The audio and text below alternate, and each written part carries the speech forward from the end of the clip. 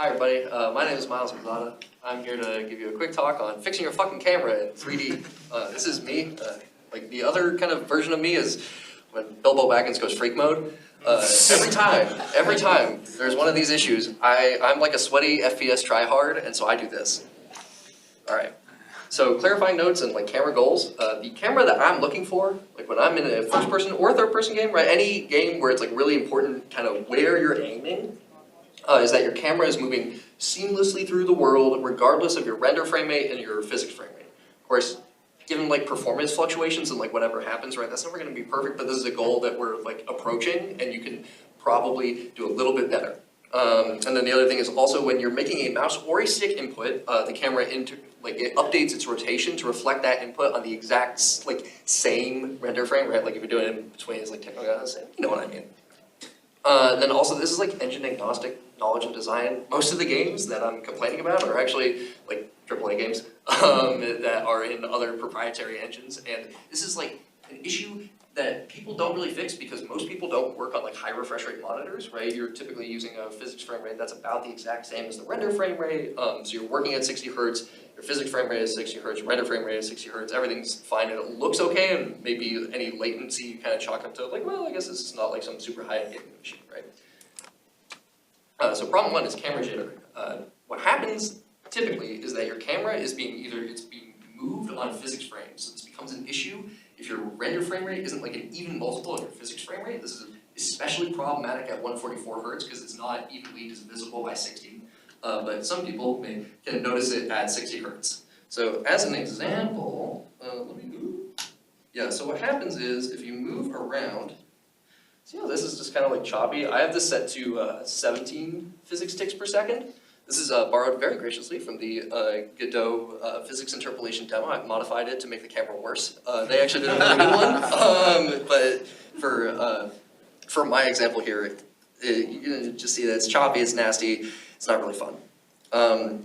Anyway, so I know this makes me look like an insane person, but basically if you look at these are different rates of like camera frames, and so if you have like a perfect 60 hertz rate, it's like uneven with 144 and 165 and all these other things. Like 120 and 240, it's not as noticeable, but this is a crazy thing. We're gonna go past this. So yeah, then here's another one. You rotate on physics frames. Mouse latency gets stuck at 60 hertz. Most mice, like office mice, are 125 hertz. But nowadays, like the gaming mice, they go 1,000, maybe even 8,000. And to me, who's played like a bunch of games with like low latency, it becomes really noticeable when it's like something about it just feels floaty. Even if I'm at like 240 FPS, the game just kind of feels off.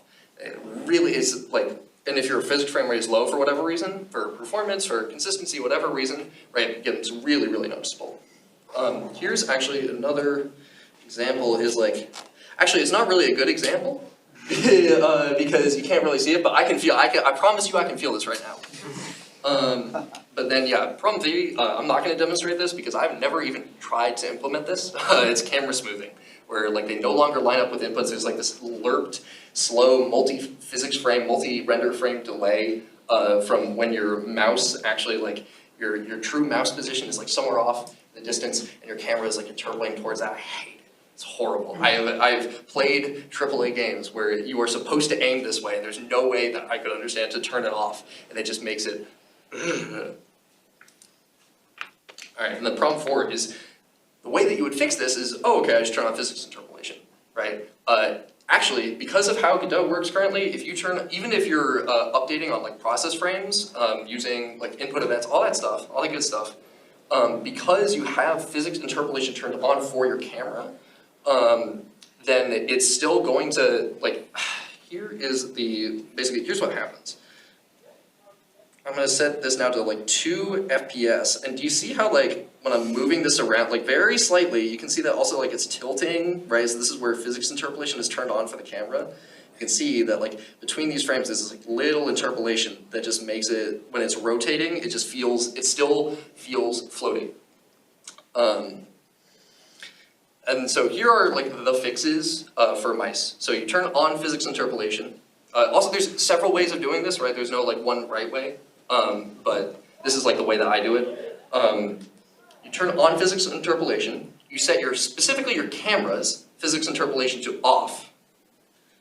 Then, is down here, you're gonna set your top level property, which is basically, its transform is now not governed by its parent. It's entirely independent. You're gonna set that to true. You're gonna accumulate your mouse motion in using specifically screen relative. If you use relative, there's like a property called relative. Don't use relative because that's modified by your screen's resolution, and so if someone changes resolution, it changes all these different things.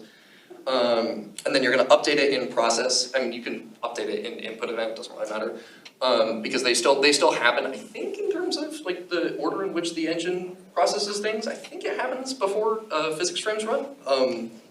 And so then you either follow a node or you manually interpolate it using your camera 3 script.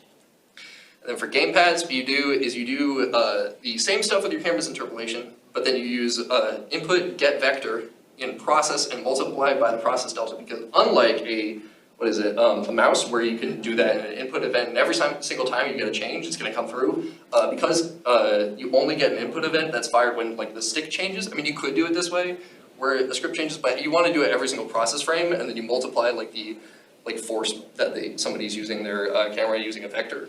You want to do that using get delta. I'm going really fast, I'm really sorry. And this is if you want to talk to me more about this later, I'm realizing this bit of it is kind of an afterthought. But yeah, there's a slight accumulation of inaccuracy because you're multiplying these things by your process frame delta. It's really, really small. It's totally worth it. It makes the latency way lower. And then if you want to be fancy, you add a stick response curve. And then addendum, as with most things in Godot, there's several different ways to do this, right? You can literally just follow a node. You can just make it a child node without making a top level of a node 3D, and you use physics interpolated positions for that parent node, and then you just rotate the camera. Some people like to rotate. Actually, the Godot physics interpolation demo chooses horizontally. They will rotate the actual physics body. That does some really neat things where it's you have another body on top of it and you rotate it, and then you spin them around. It's really cool. And then actually, then part 2, secret problem 5. For whatever reason, the Godot official physics interpolation demo has a slightly different, actually it's a twice as strong mouse sensitivity multiplier, as you see down here, for their vertical horizon sensitivity is twice as much as their horizontal sensitivity. Please, please don't do this. You can make those separate. You can have separate sensitivity ratios for horizontal and vertical, but by default, please make them the same and just have that as an option. Then addendum part 3, these are the basic interpolation functions that you're probably going to want to be using. Use the get physics interpolation fraction. That's, you call that from the engine singleton for a node 3D, get global transform interpolated, and then just lerping things whenever you need to. Thank you, everybody.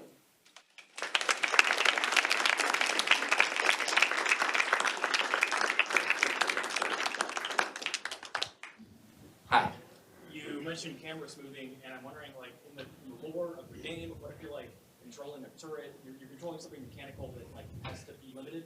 How do you is that, do you think it's a sin, or how do you do that? It's not a sin. That's actually not a sin. So, as an example, Call of Duty makes camera smoothing a punishment. So if you get hit by a stun grenade, then you get smooth, right? You can have that be an intentional thing. It's just for assuming that you want somebody to have precision and it's dependent on their kind of mechanical skill, right? Then you want it to be one-to-one. Otherwise, yeah, no, make it slow, right? I think also something like Halo, when they added mouse look for Master Chief Collection, the tank literally has a fixed rotation. So basically, if you're moving slow enough, then it's one-to-one.